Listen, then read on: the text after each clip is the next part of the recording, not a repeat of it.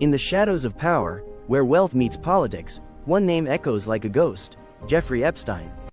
Convicted sex offender, financier, and architect of a web that ensnared the elite. But how did his criminal empire, his racket, dominate American politics?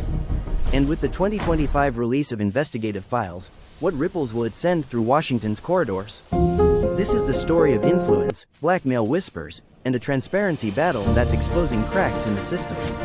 Let's break it down. Jeffrey Epstein wasn't just a predator, he was a power broker.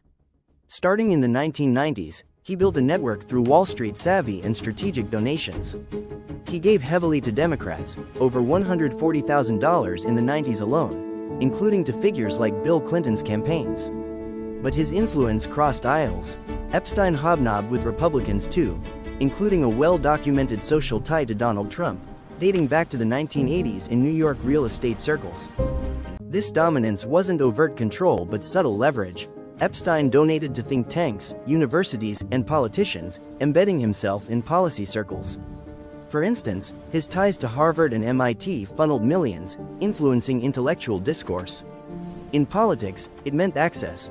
Clinton flew on his plane 26 times. Trump called him a terrific guy in 2002 before distancing himself. Epstein's racket normalized the abnormal, turning a convicted offender into a fixture among the powerful, exposing how money and connections can override accountability in American democracy. Epstein didn't dominate by pulling strings like a puppet master.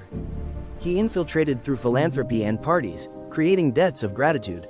In a system where campaigns cost billions, his network amplified voices and silenced victims.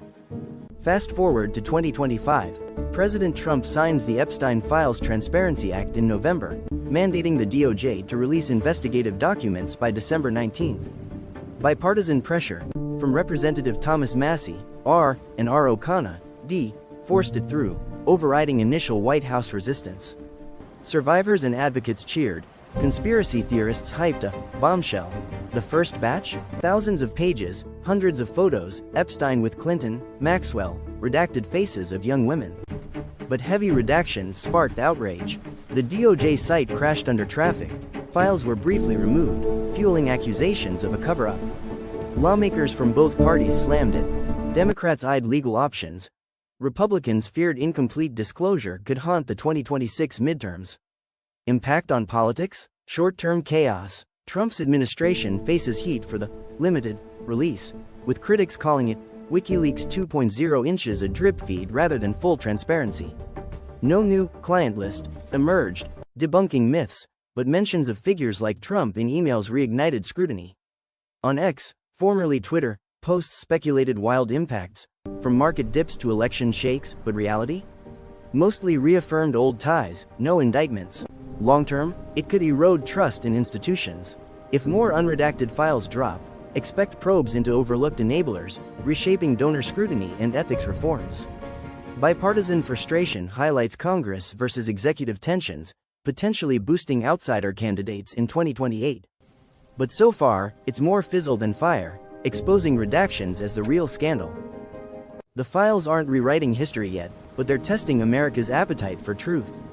In a polarized era, they could deepen divides or force rare unity against elite impunity. Epstein's racket dominated by exploiting America's power gaps, where wealth buys silence. The files release affects politics by demanding accountability, but redactions show resistance. Will it lead to reforms, like stricter lobbying rules or victim protections? Or just more partisan ammo? One thing's clear: Epstein's shadow lingers, reminding us that true dominance comes from unchecked influence. As batches continue, watch for shifts in polls, policies, and power. If you like this video, please subscribe and share with your friend.